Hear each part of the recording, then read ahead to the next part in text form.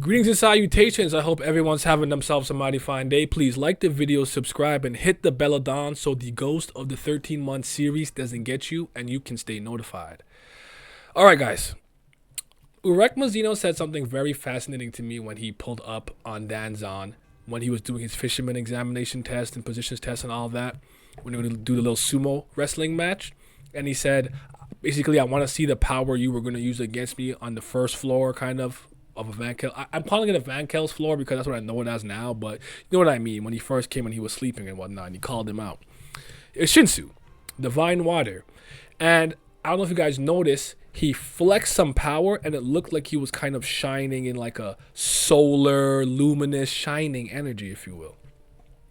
And I want to know if he just meant it like this. It's possible all he really meant was, okay, I'm not from inside the tower. I'm from outside the tower.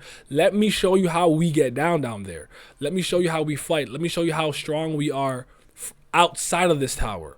Or he could mean, I'm going to show you something that you guys don't know about that we know about outside the tower. Is this related to him being a luminous one or shining one, depending on your translation? Or is this like a general magic or power system, energy system, if you will, that exists outside of the tower that most people use?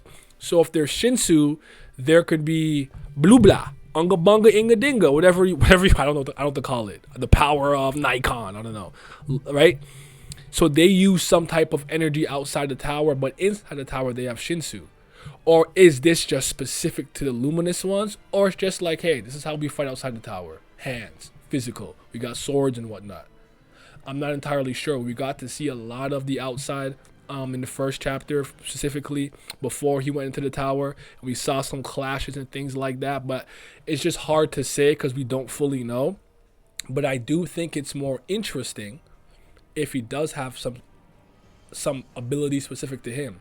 It also could be like, I feel like every irregular, similar to how the great families have their specialty, anima, swordsmanship, various Shinsu qualities, flame user, Jian Sula, you know what I mean?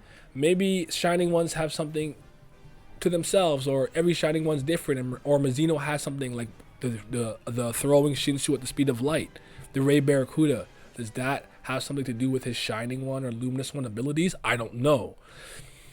The next thing that I think is interesting to consider is he actually mentions when he's holding him, when Urek is holding Danzon in his arms, not letting him down and talking to him about, hey, you better use that power. I want to see it. He was like, my strength is gradually returning. The tower, I guess, is in darkness or somewhere in darkness, or maybe because Phantom Minim rules the outside, darkness prevails. But I guess he came into the tower nerfed.